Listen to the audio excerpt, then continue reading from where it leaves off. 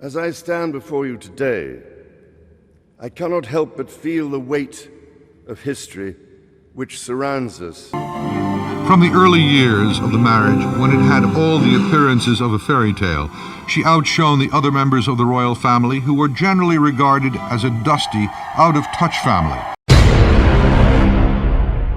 living on inherited symbolism. Something in her look and personality drew the attention of the public and the cameras. Buckingham Palace often complained about the press coverage of the princess, appealing, with no luck, for some privacy for the royal couple. By the end of 1981, the year they were married, Diana overtook Charles in popularity among the British. She was expected to deliver heirs to the throne, and she did, giving birth to William, now 15, and Harry, who is 12. It was after the children were born that serious rumors began to circulate that all was not well at the palace. Her mother-in-law, the Queen, had expectations of a silent and dutiful wife, a wife who was there to serve her husband and the crown. Her reward for the silence would be a life of privilege and perhaps less celebrity. But Diana kept a high profile, even courted the press, and at times revealed a great deal. In this book, Diana, her true story, she told about developing the eating disorder bulimia nervosa and even suicide attempts. All of this she described as despair over a failing marriage and the prince's affair with a woman who was envious of her fame.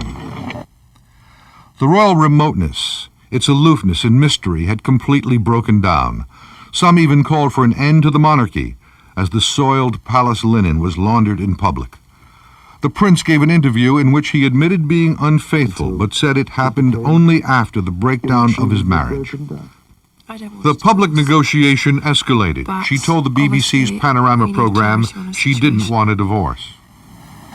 That has been of enormous discussion over the last 3 years in particular. So all I say to that is that I await my husband's decision. They continue to go through the ceremonies of official visits as late as 1992. They were together, but the atmosphere was chilly, and no one denied it. Eventually, they agreed to separate, and the Prime Minister made the announcement to Parliament. It is announced from Buckingham Palace that, with regret, the Prince and Princess of Wales have decided to separate.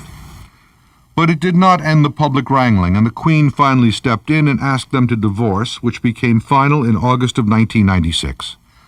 Buckingham Palace said Diana was still a part of the royal family, but the circumstance had no royal precedent. She was the mother of a future king. However, there had never been an ex-wife of a Prince of Wales.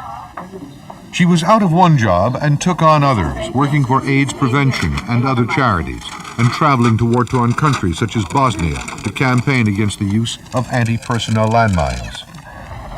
The settlement with the royal family left her wealthy. Her beauty and celebrity continued to grow, and within the last months of her life, a new love, Dodi El Fayed, the heir to a fortune put at billions. Her photograph was also worth a fortune to an aggressive paparazzi, those picture takers who pursue the famous.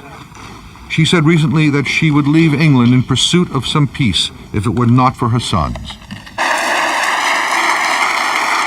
Peace and happiness proved too elusive for the woman who died at 36 and was once the major player in a fairy tale. My lords and members of the House of Commons, we gather today in remembrance of the remarkable span of the Queen's dedicated service. She set an example of selfless duty, which, with God's help and your counsels, I am resolved faithfully to follow.